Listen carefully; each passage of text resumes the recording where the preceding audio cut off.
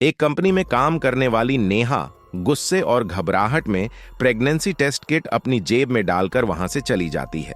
उसके जाते ही कंपनी के मालिक आर्यन मल्होत्रा अपनी शादी की सालगिरह का तोहफा चुपके से उसकी जेब में रखने आते हैं। तभी उनकी नजर उसी टेस्ट किट पर पड़ती है जिसमें 2 गहरी लाइनें साफ दिख रही होती हैं। ये देखकर उनका गुस्सा फूट पड़ता है। रात के खाने पर आर्यन सीधे वह टेस्ट किट नेहा के सामने रखकर उससे जवाब मांगते हैं, लेकिन गुस्से में भरी नेहा समझती है कि आर्यन उसे तलाक देने का इशारा कर रहे हैं। वह बिना झिझक तलाक की बात छेड़ देती है। उसे लगता है कि आर्यन उससे प्यार नहीं करते, फिर भी तलाक देने से इनकार कर देते हैं। आर्यन साफ कह देते हैं, तलाक के बारे में सोचना भी मत।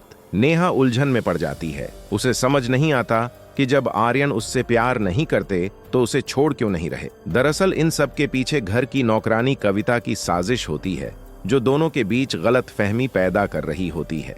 कमरे में लौटकर नेहा गुस्से में फिर से मैसेज करके तलाक की बात करती है। दोनों एक दूसरे को बेवफाई का दोषी समझते हुए फोन पर लड़ पड़ते हैं। तभी नेहा के मन में आर्यन से बदला लेने का ख्याल आता है। वह एक कुशल हैकर होती है। वह आर्यन की कार के सिस्टम में घुसपैठकर किसी और आदमी की आवाज में उनसे बात करने लगती है। फोन पर वह खुद को नेहा का प्रेमी बताकर आर्यन को उकसाती है। वह कहती है कि अगर आर्यन ने नेहा को आजाद नहीं किया तो वह कंपनी के गुप्त राज उजागर कर देगी। यह सुनकर आर्यन का खून खौल उठता है।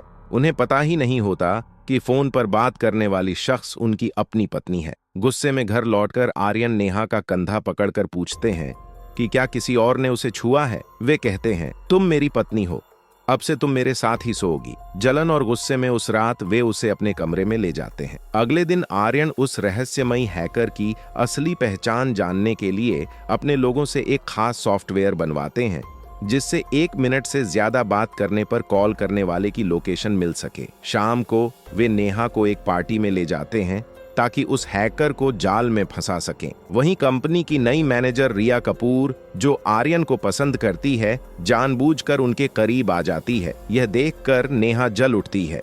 वह फिर हैकर बनकर आर्यन को फोन करती है और उन्हें धोखेबाज कहती है।